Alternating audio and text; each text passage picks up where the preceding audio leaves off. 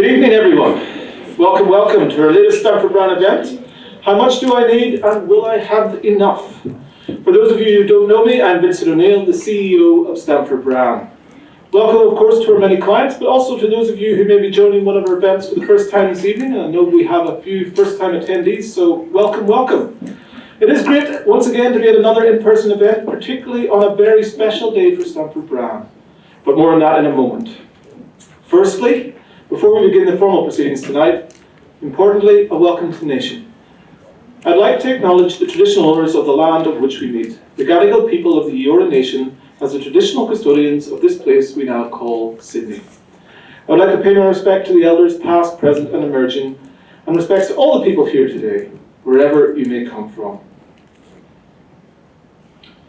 Now, to that special occasion, that special day. Today actually marks Stamford Brown's 35th year in business.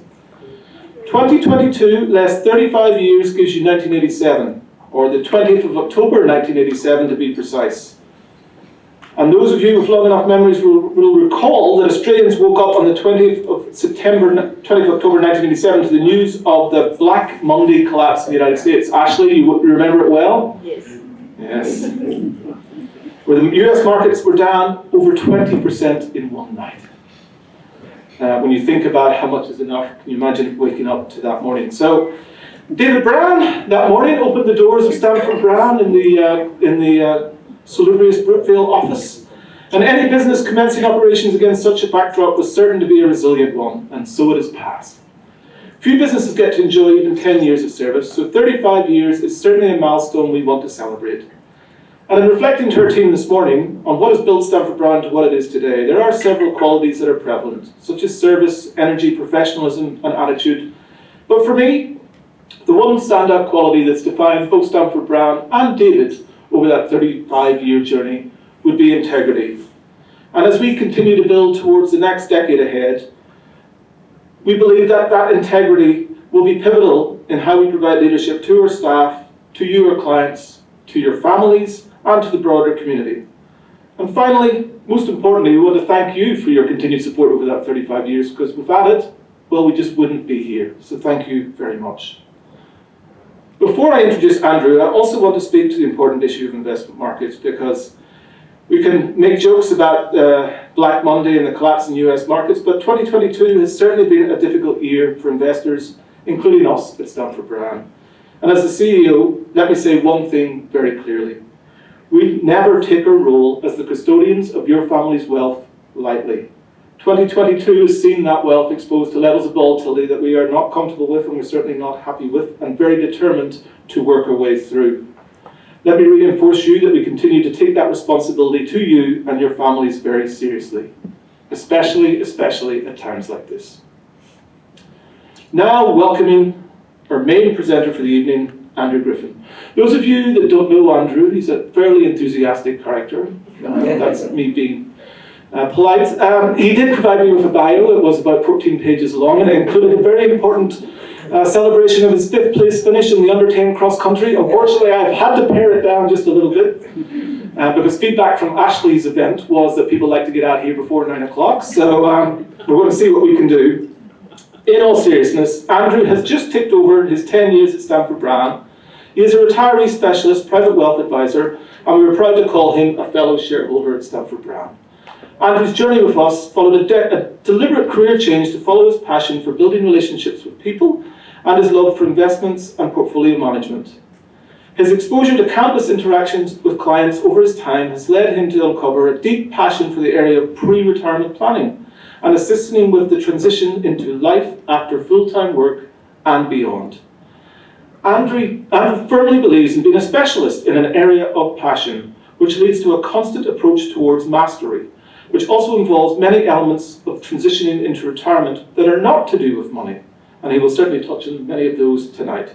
Andrew is pleased to present his latest white paper, addressing the question on everyone's lips, how much do I need and will I have enough? In terms of our format, Andrew will make an initial presentation, and then he and I will discuss some of the finer points in a Q&A before opening up to you, the audience, for questions from the floor. And we are really eager to have as many questions from the floor as possible, so please jot them down as we work our way through the presentation, and we will have a roving mic to hear from you. That is our number one priority for this evening. We then welcome you to stay around for some further drinks and canapes after the discussions. So without any further ado, I please ask you all to welcome Andrew.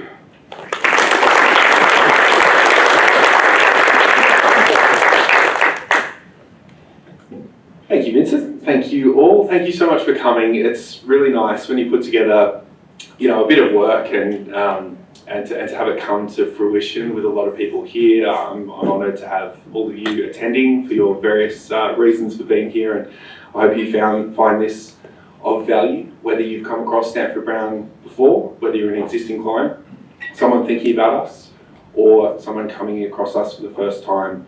The aim tonight is for education, for you to leave with something informative, perhaps something that could be actionable, or at least to give further thought to your own specific affairs here.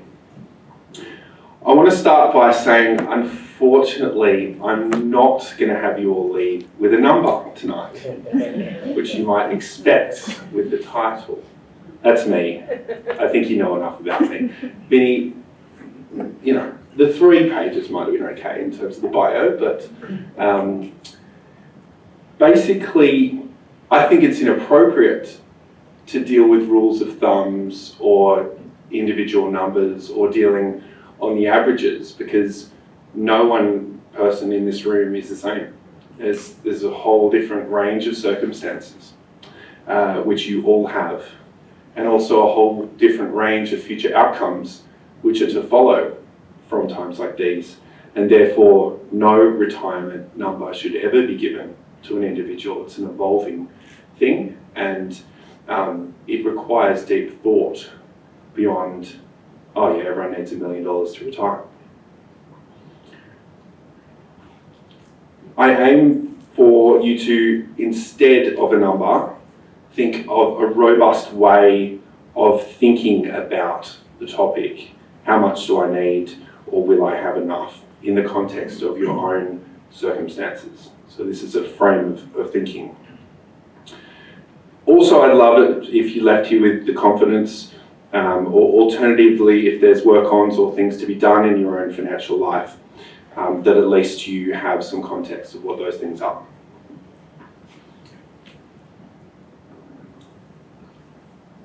So the current state of play. For many, retirement might actually be the biggest purchase of your life. It may be bigger than your family home. It may be bigger than your children's education. And therefore, what it may mean is a 20 to 40 year income stream, which may be in the millions of dollars. Did you know that the average super balance in Australia for a couple is $400,000? For a man, it is $336,000 and $278,000 for women. The state of play is that we're living longer, healthier lives,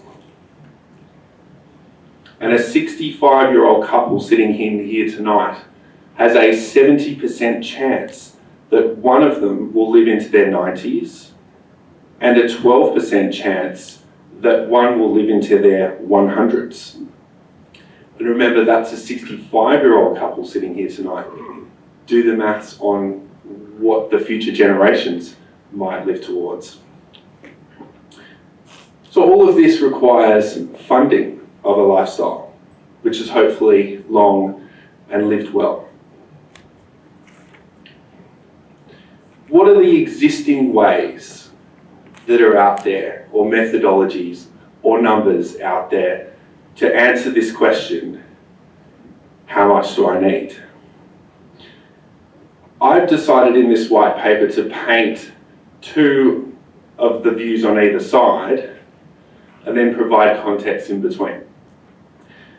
The first is done by an organisation called ASFA, A-S-F-A, which says that a comfortable retirement for a couple would mean spending of $62,000 a year to be comfortable.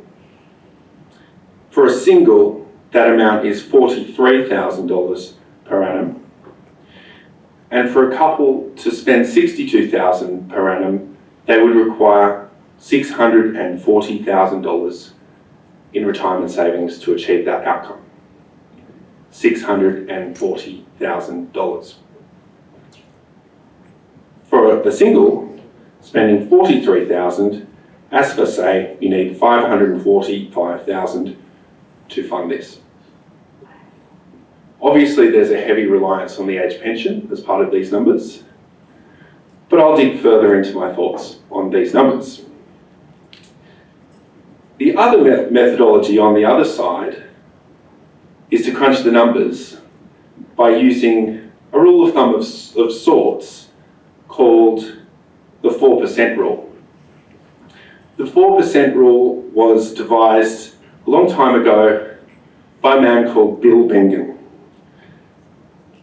His work was quite groundbreaking in its time, that looked back into historic market performances and determined that if you were to spend 4% of your portfolio each year and recalculated each year and spend 4% each year from your portfolio, that under almost all market scenarios, you would never run out of money. If you do the numbers on the same numbers as ASFA, i.e. saying 62,000 is a comfortable level of retirement spending for a couple, using the 4% rule, you don't need an amount of 640,000. You actually need 1.55 million. So you have two approaches that are 640,000 and 1.55 million. That is a gap of nearly $1 million. Hence the confusion, and hence me writing a white paper on this topic. So what are the key swing factors either way for the determination of how much you need? Firstly, your retirement date. Your retirement date may or may not be in your control. Some ABS data that I came across in preparation of this white paper, for people over 45 and the reasons they left their job and retired, 46% left on their own accord, i.e. they met the age or eligibility to access their super and decided to retire. 21% retired beyond the age of 45 due to sickness, injury, or disability.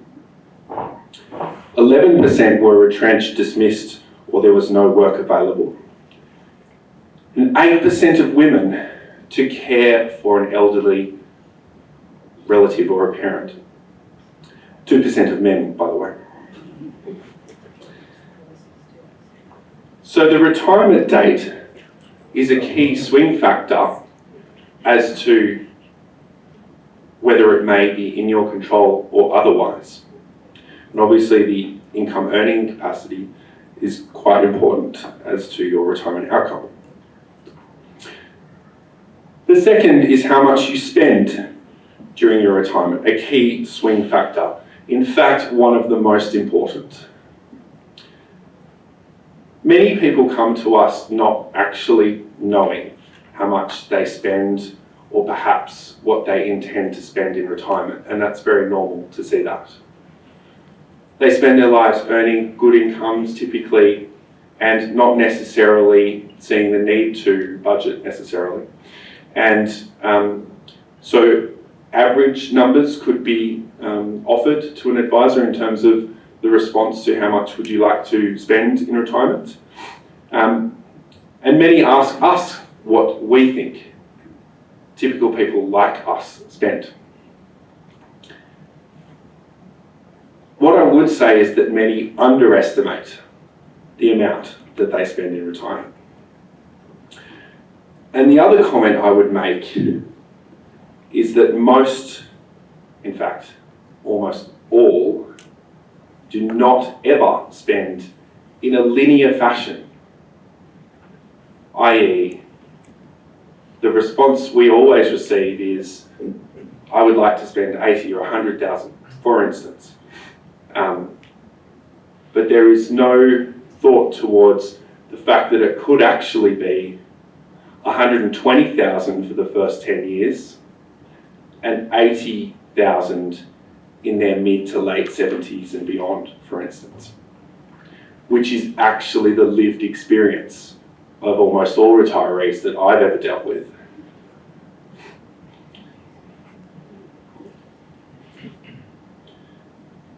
Some get more along the way.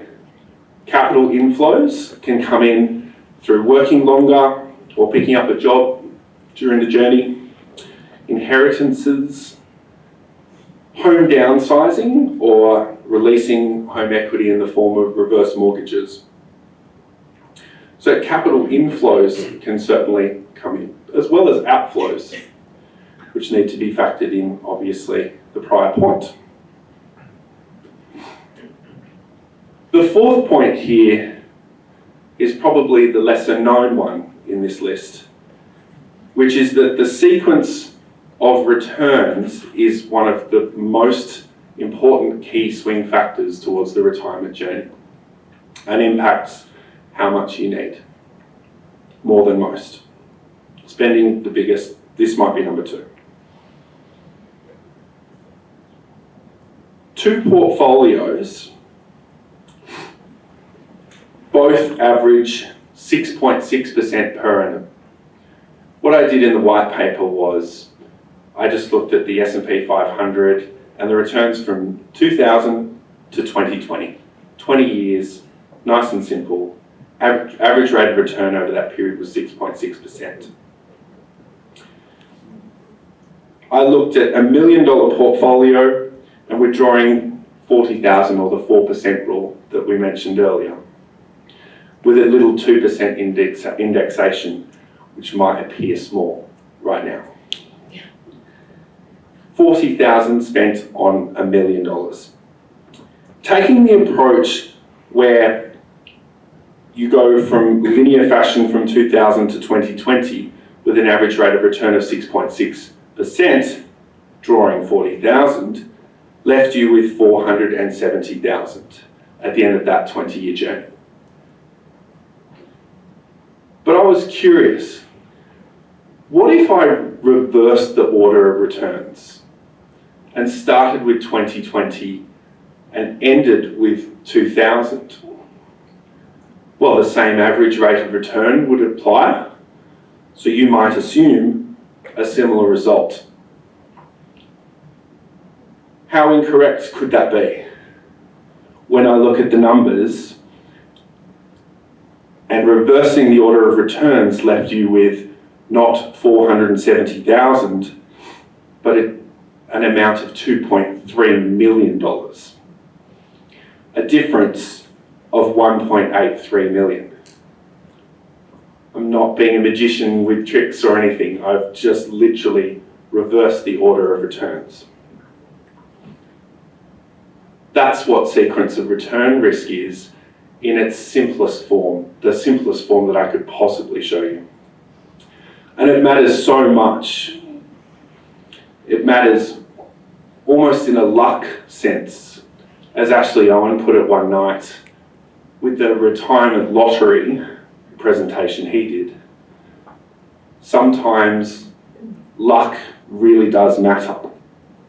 But there are ways and means in which you can reduce sequence of return risk that are beyond luck, and we might discuss them, Vincent, when we get a chance.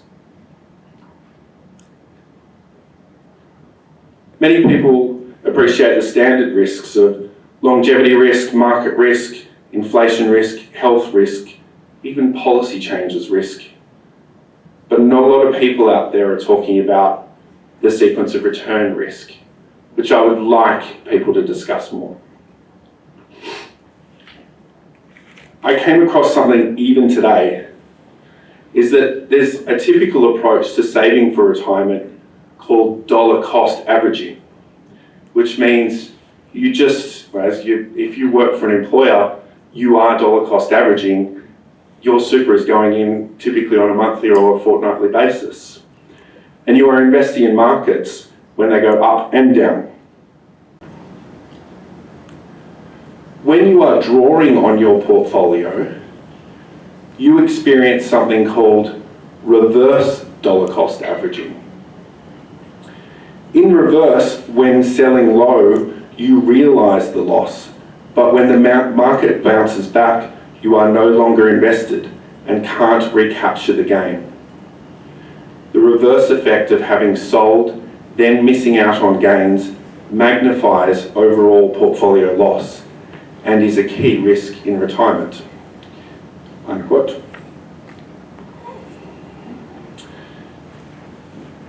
Health is another one that can change the game. Physical and mental health, the great unknown. Every plan or consideration towards how much you need should factor in health-related costs later in life. Medication, home care, residential aged care for your loved ones.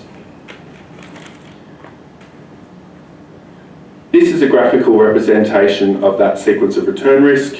I won't bore you with the details, but I thought there'd be some good visuals to have in here, and we will send through this pack. How do you accumulate wealth?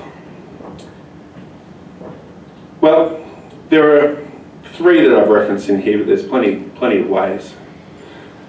The obvious ones, or the main considerations, are super, property, and business interests.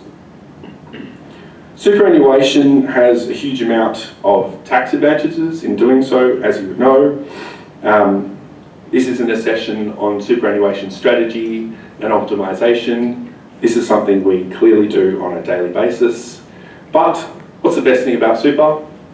Well, you can pop currently 1.7 million per person over time, accumulated into a tax-free environment when you reach the age in which you can access it and a condition of release.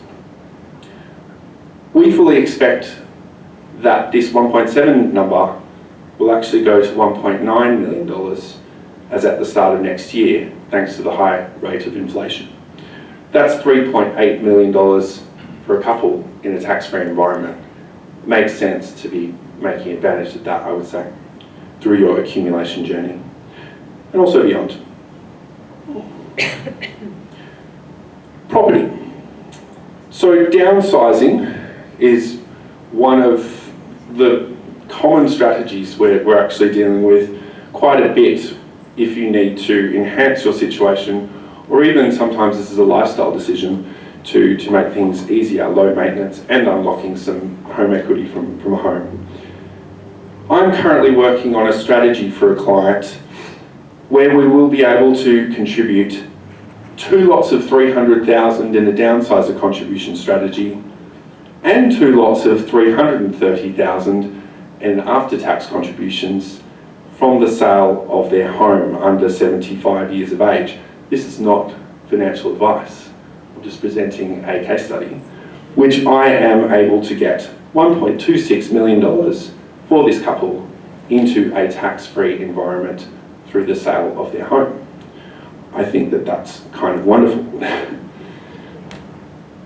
Investment properties are other sources, and obviously there's a consideration towards the investment property and how that's performing as a retirement asset, the income stream after all costs, the maintenance of that, the illiquidity of that at times certainly can play a role, or otherwise. And if there's consideration towards combining that into a superannuation style retirement income stream, for instance, capital gains tax implications, the fact that the tax could be payable on the income streams, on the rent, which is typically outside of super, are all things to consider. and business interests. So I won't go into this too much, but often clients potentially pour all of their money into their businesses, which can be sometimes a punchy strategy. Often it's good to have diversified sources of wealth accumulation.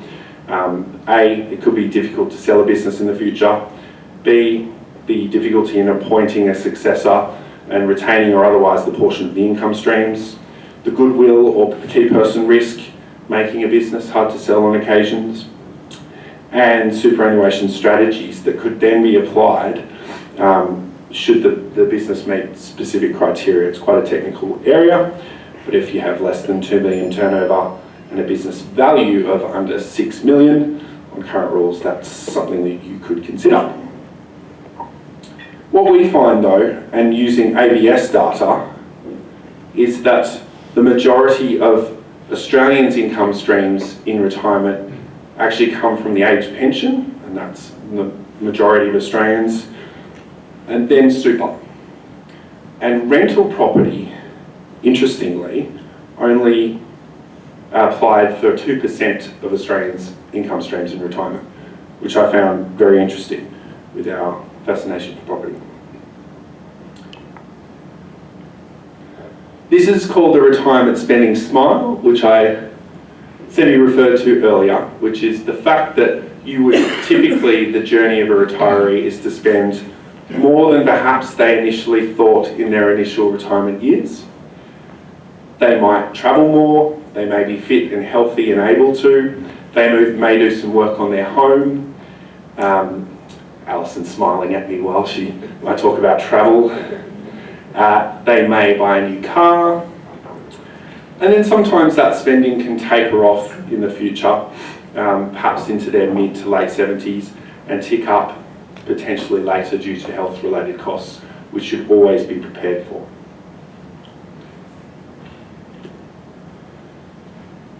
Transitioning from a saving mentality into a spending mentality, or a accumulating to de-accumulating mentality, can be hard to fathom sometimes. I'm seeing some nods. I would say there's a mental shift needed where savers become spenders.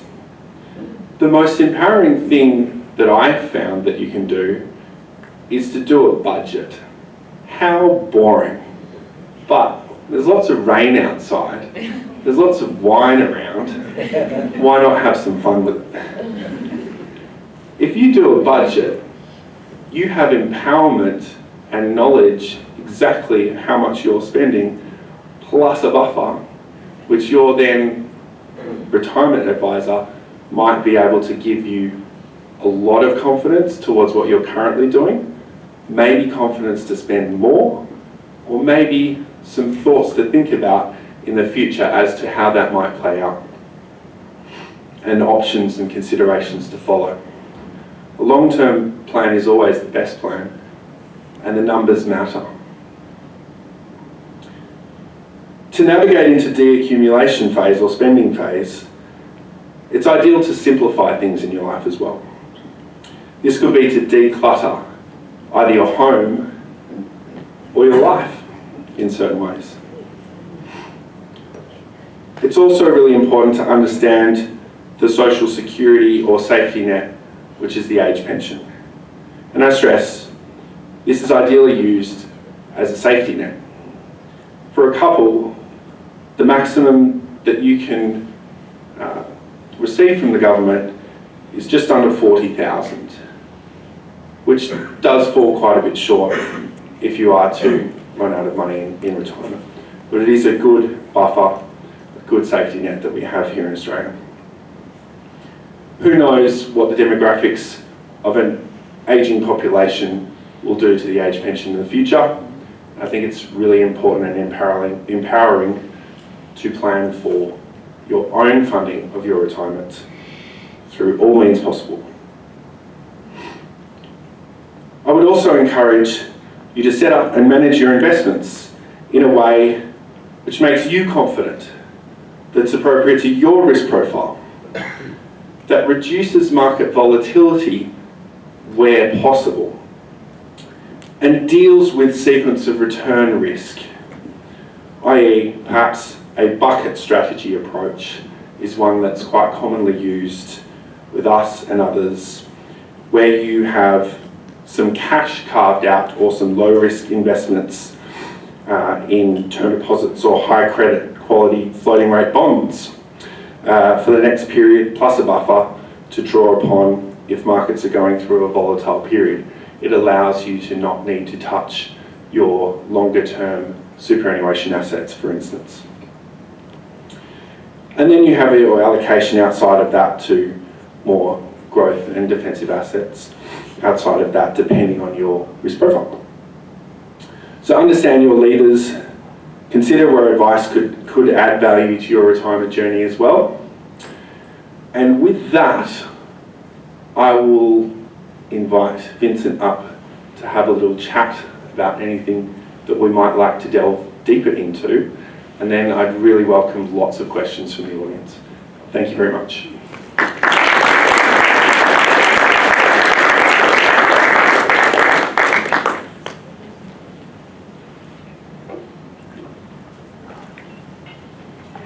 Get the roving mic ready.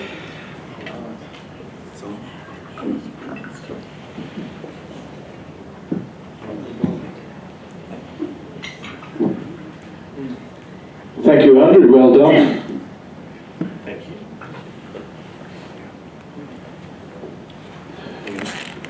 I'm on. Are you Warming up. There we go. Excellent. Excellent.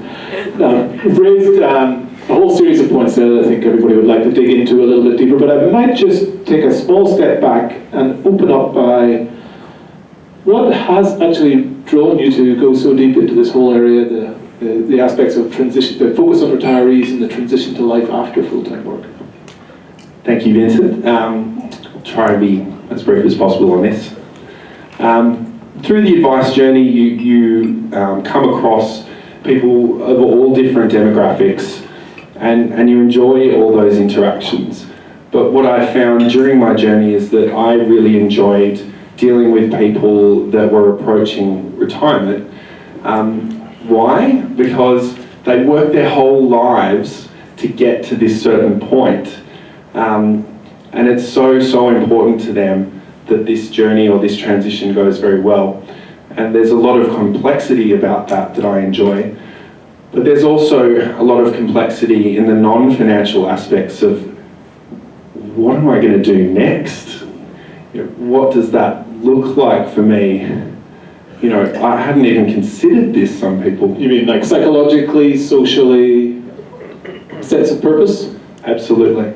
And I just find that, not that that's necessarily my role with every single client I come across, but it's something that I enjoy talking about and assisting where at all possible, just because I read a lot in that area. But yeah, I have a general affinity with people of say my parents' age and beyond, and I've always enjoyed working with them, and I see value in perhaps even sometimes a younger person guiding them through that long journey of retirement, which can often be done by a good skilled younger person that's not going to retire at the same time that they do. Yeah, no, very valid point. I guess from your experience you see that success in retirement is about so much more than the money, as well as much as that is the key topic of tonight. You know, a fulfilling retirement involves ticking a lot of boxes in terms of purpose and social outlet, and then things outside your control, such as health. I want to dig into one of the points that you touched on briefly, which is the different approaches, and in particular the rule of thumb approach. But in talking about that, you talked a little bit about the retirement smile, and how spending is not linear in retirement. Perhaps you could share with us perhaps some of your experiences working with clients. How do you encourage people to approach that in one manner, particularly at times like this? The instinct is save for the rainy day, put the money away from the future, but on the flip side, you don't know what tomorrow brings. How do you balance that up?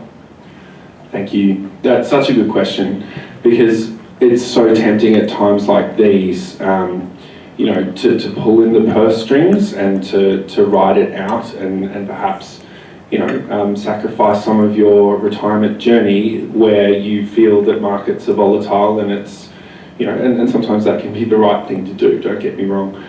But what I've found is there is huge power in helping a client understand that they can spend more initially, and if the journey is not a linear one, that if we do X or Y in the future, if we're happy with that trade-off, or we understand the other trade-offs that may be at play, then that journey is possible.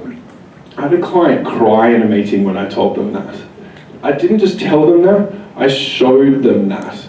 We have wonderful modelling at our disposal, which allow, I love playing with spreadsheets and Playing with spreadsheets and hanging out with old people, that's okay, I think that's right. we all have our thing. This is my thing. But the spreadsheet allows us to have like a base market scenario, but what about a pessimistic market scenario?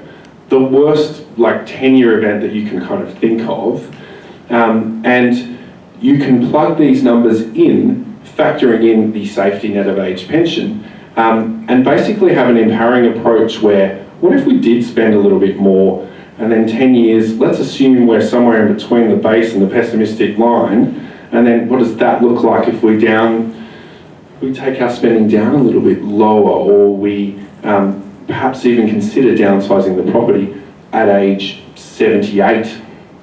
There's huge power in that, because everyone in this room, I imagine, wants to live the best retirement they can.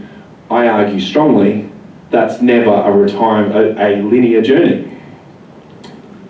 Yeah, I think it's fair to say from our experience, it's not even that you are spending early and then holding the purse strings later. The reality is your needs and your wants in life change as you get that bit older. So the reality is in early retirement, you're more likely to do the more exotic travel. You want to probably go out and socialize a bit more.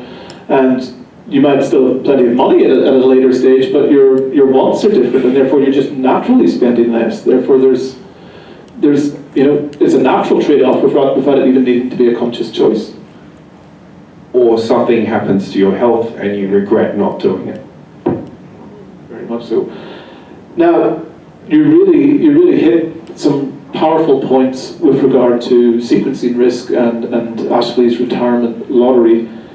And it's very true if you are just heading into retirement without any adjustment or any planning for that. The example of a US market 2000 to, I think, started with like a tech wreck and unfortunately 9/11, and it was a pretty grim experience. How would an advisor approach that? How do you go about managing those things that are completely beyond anyone's control? It's a good question. As I mentioned before, a strategy which is deeply believed in at the advisor group is to have a really good cash buffer to start with. So that could be your own personal cash, or it could be in the portfolio in very low risk investments, cash-like investments, or even in the sort of floating rate bond space with high credit quality. Wow, throwing some technical things out there. That allows you, if you have an appropriate buffer in place, allows you to weather big events like we are seeing and like we will see all throughout history. So if you have that and then your other assets working for you in the growth sense, or at least in a diversified, according to your risk profile sense, then that allows you to deal with sequencing risk much more appropriately, in that the whole danger with sequence of return risk is that you need to draw on your portfolio in the bad times. So that is how we approach it from a structural point of view. And the other elements of how we deal with it is that we have a dynamic or proactive process in the way we invest our clients' money, which may involve, according to the given risk profile, that we have a view on the world, whether things are concerning or potentially dangerous periods ahead in certain asset classes. We may underweight them or have less of those assets. and may have more of certain assets which may be expected to be less volatile or perform better. And so a view on the world and a dynamic or proactive approach to the way we invest money complements the cash bucket approach. The way to try and control what you can't control. And you talk in your presentation, and certainly in greater depth in the white paper, around a number of the levers that can be adjusted on the way through the journey, and address a number of them tonight already, which is, I guess, the level of spending and how much you spend at what stage of retirement, the amount of risk you take, and even capital enhancements such as downsizing or inheritances along the way. Talk a little bit about the area of retirement date, and we use the term retirement, or even the choice to work in some form throughout retirement. How common do you find that now? Much more common. I'm seeing people that thought that they would like to retire 2 years ago, still working. Nat, I know you see a lot of this. I also see people picking up part-time employment, even if it's not paid. Like it doesn't need to be paid necessarily. There can be so much joy in the action of working, as well as the community of those around you in a work environment, whether that be paid or voluntary, of people of common interests. And so yes, I am seeing people working longer, is a broad brush statement, but the precursor being in many different forms. Yeah, so good for the mental health, but also the avoiding the risk of trying to go cold turkey, especially if you've gone straight from a very demanding role to no role at all.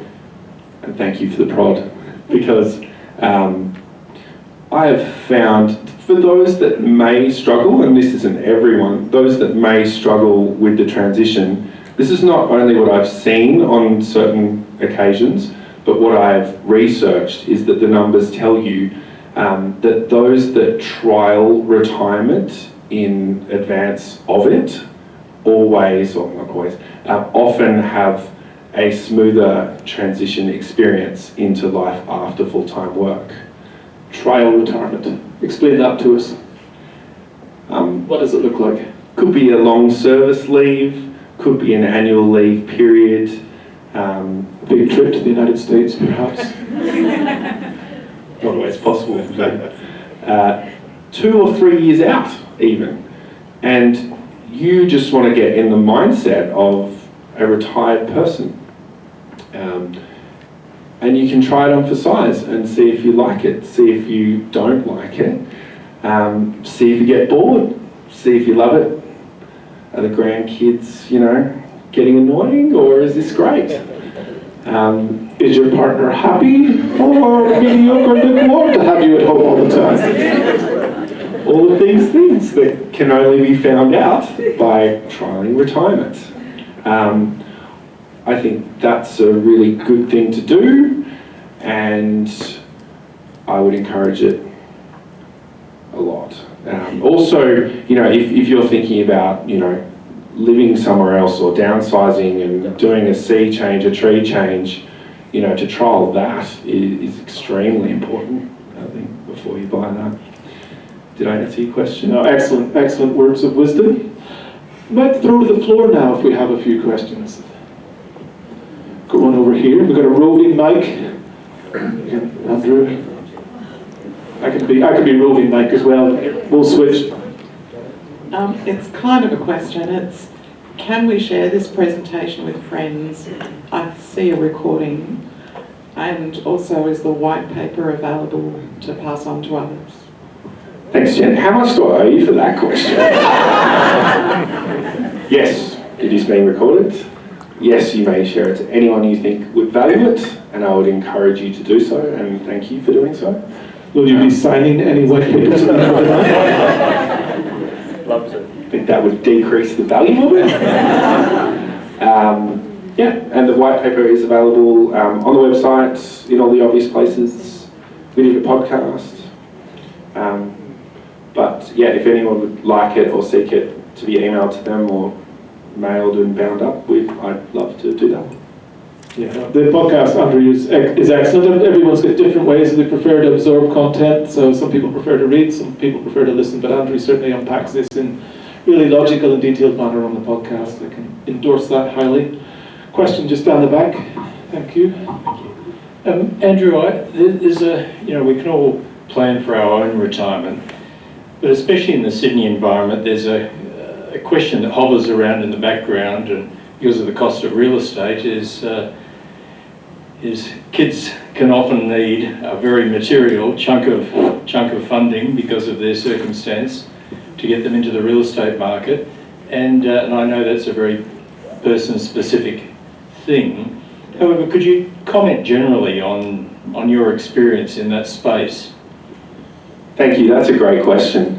I should have had that in the levers, kids property. It's actually one of the most common things that we're dealing with in client interactions, new and existing. Parents want to help their kids. Property's expensive. Stamp duty, deposits. It's an enormous amount with prices where they are, and maybe they're coming lower.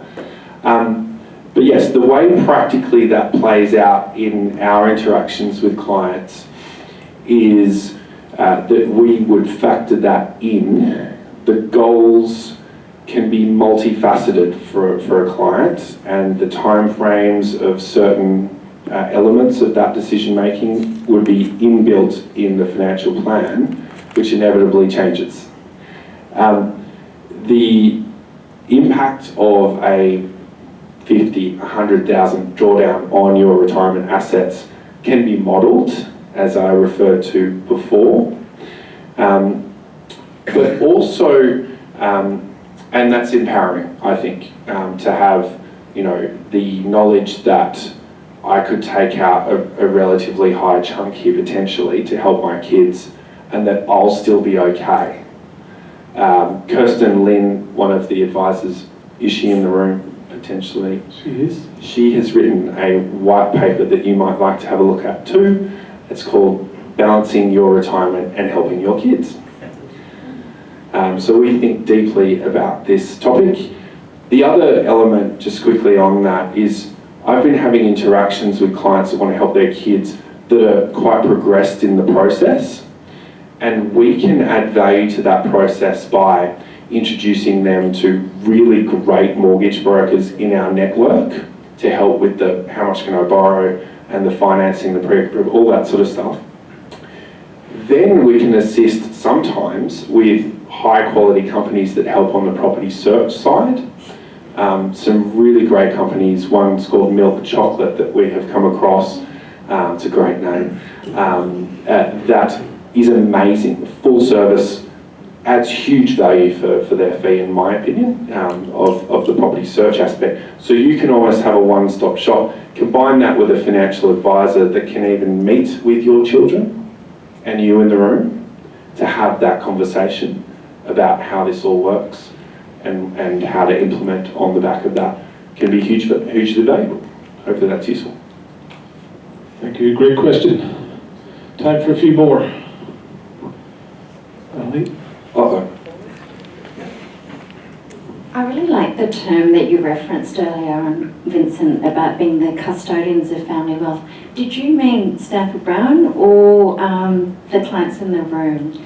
Because I guess in relation to the intergenerational transfer of wealth, aside from property, are there ways that families can proactively manage that process?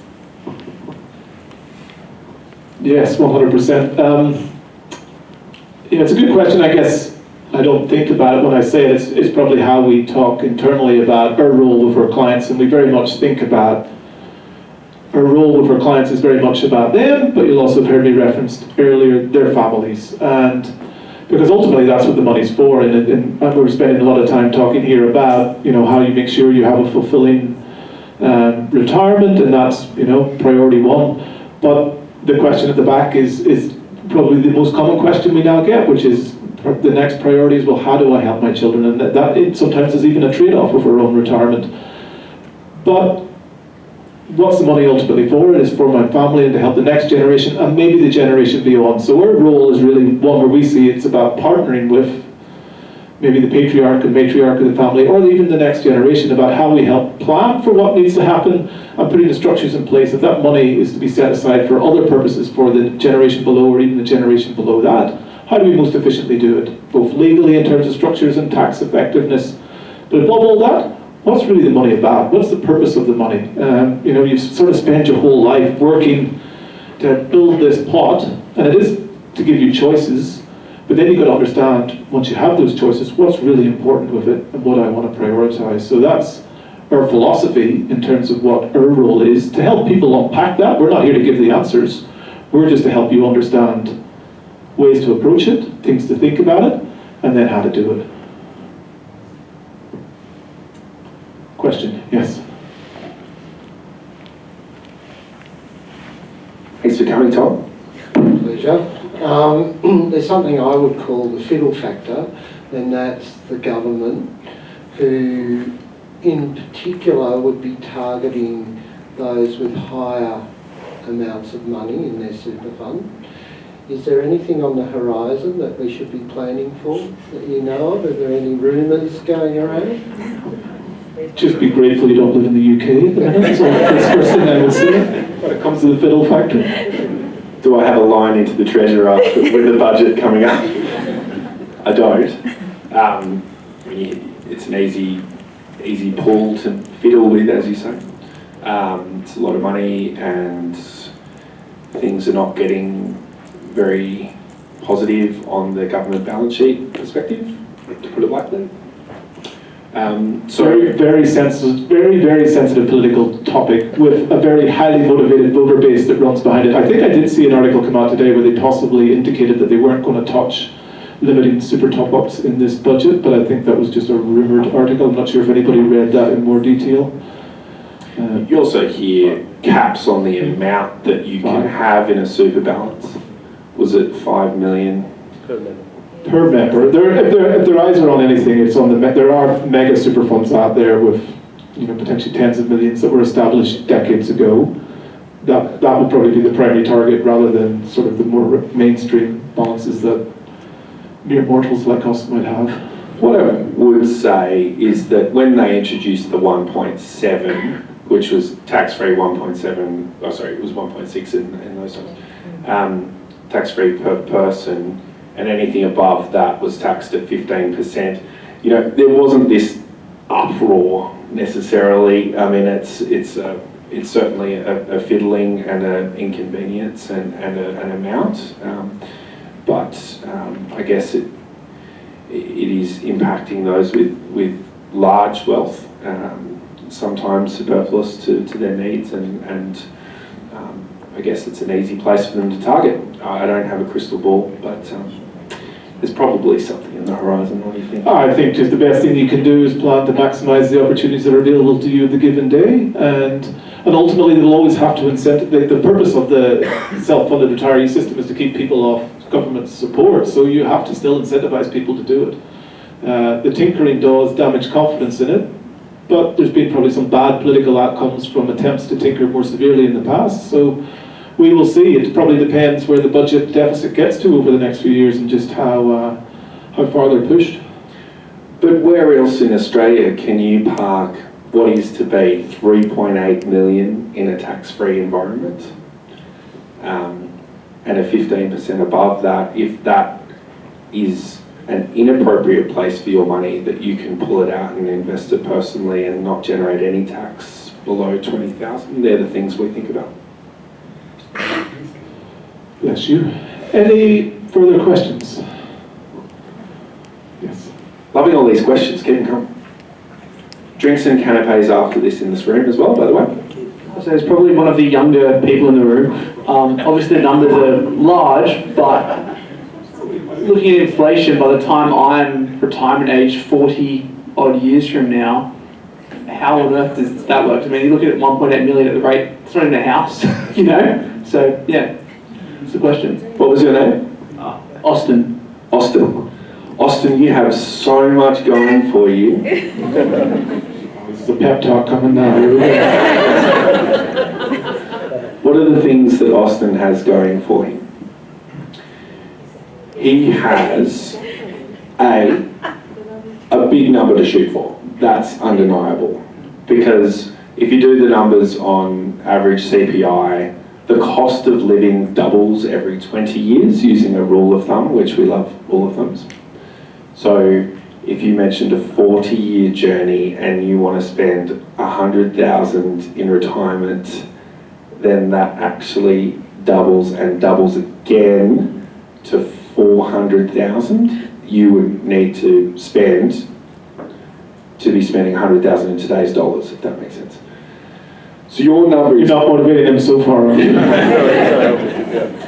what you have going for you is an amazing superannuation system in Australia that is highly ranked. Like if you look around the world and actually do an index on, and we're quite good, we're top 5 or something, at least top 10. The structure itself, I believe, will always incentivise the tax savings to self-fund your retirement, and it is a wealth accumulation market-based system typically these days, with defined benefits rolling off and going bye-bye. Market-based meaning you have control, Austin, of how and where your superannuation is invested. How meaning general advice, disclaimer, typically people with long horizons can maybe sleep at night if their super balance moves dramatically, but with a long-term focus, a high growth sort of mentality can be successful. Oh gosh, is ASIC in the room? And the other thing, which is one of the wonders of the world, is compound interest, which you have going for you. Which is the compounding of that wealth into a tax-efficient vehicle. So you know all of this, Austin. The earlier you start, the better. The engagement with your super is important, just to make sure it's all set up. But don't discount at your age the need for protection of your income, of any debts that you may have, or any ambitions that you may have for future children.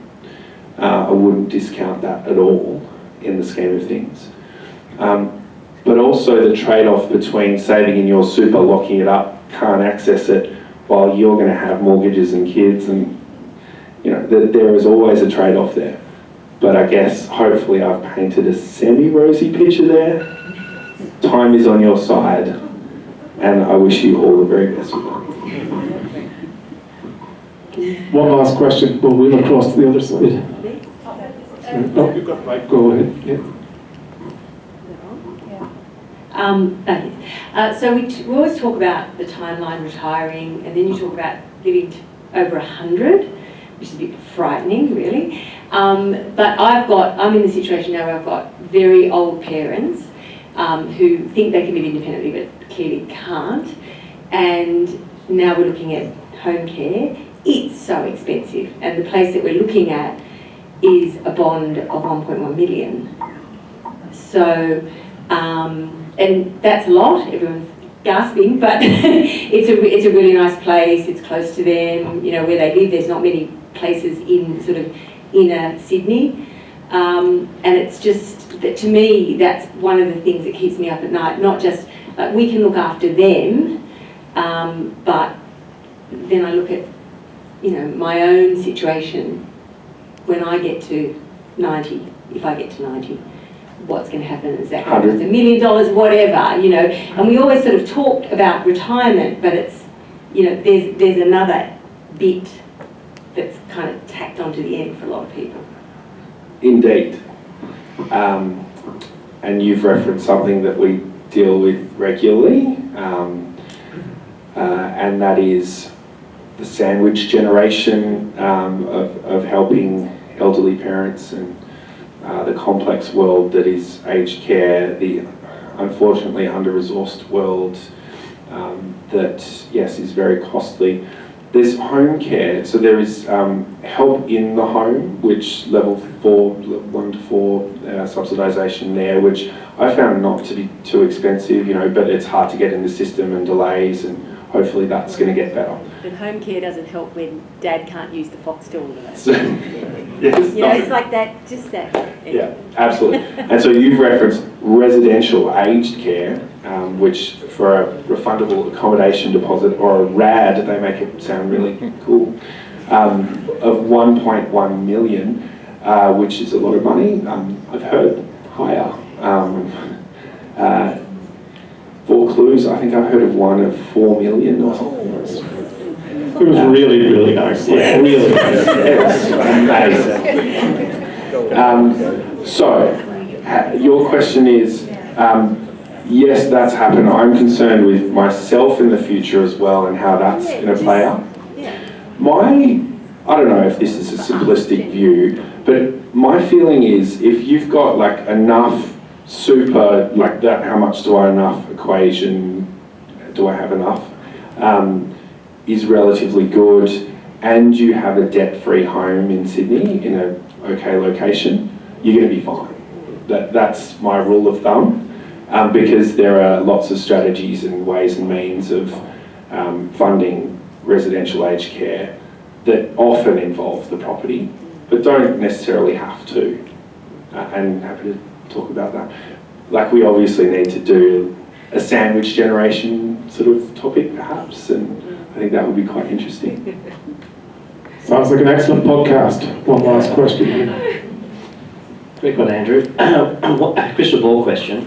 Do you think the Australian government will adopt like a debt tax, inheritance tax in the next 20 years? Let's solve my crystal ball on camera here. We'll cut this out, that's fine. Death tax you're referring to on inheritances on estates. You might be aware of the superannuation system in terms of adult beneficiaries and the tax implications that can occur, or often do occur, but can be avoided in there, which I'd be happy to talk about as well. I don't really have a view on this, to be honest. I'm sorry, maybe Vincent does. Yeah, look, it's an interesting one. It's obviously anyone that's got any dealings with the UK and finances in the UK, we're usually helping them get as much money out of the UK as possible before they could possibly get embroiled in their system. The aspect of the UK one is, there's a certain amount, I think it's up to about 400,000 sterling that you can get tax-free, and then tax beyond that mark is pretty horrendous. I think it probably goes in the same bucket as the question earlier, as in what's the broader health of the Australian economy, and if one of the things that's happening in terms of interest rates going up is the cost to serve the national debt will go up further, and therefore are they further pushed to look for other ways, and ultimately Australia probably needs to face tax reform. We have quite high income taxes. Other parts of the world have a much higher GST or VAT in other parts of the world compared to what we have here. Ultimately, something's going to have to give. So they'll have to look at some levers. Up until now, there's just no political will to do anything that's unpopular. But at some point, the finances may require it. I'm definitely not advocating for death taxes, but it's something that would be on the possible radar, along with significant increase to the GST or other significant tax reforms. So. Not to end on that bombshell, but just hand over all your money to your children today and you don't need to worry about it. And those of you that brought your children, including the person that asked the question, I feel like it was a loaded question, was it possibly? It actually does create a practice in the UK where people start automatically doing intergenerational wealth earlier. There is a look back, so you can't just do it on your deathbed. So there is a practice of you start to hand over your money almost decades earlier because you want to avoid it. And it's not necessarily a bad practice. Why do you necessarily want to have all that money just leave it to the time you pass?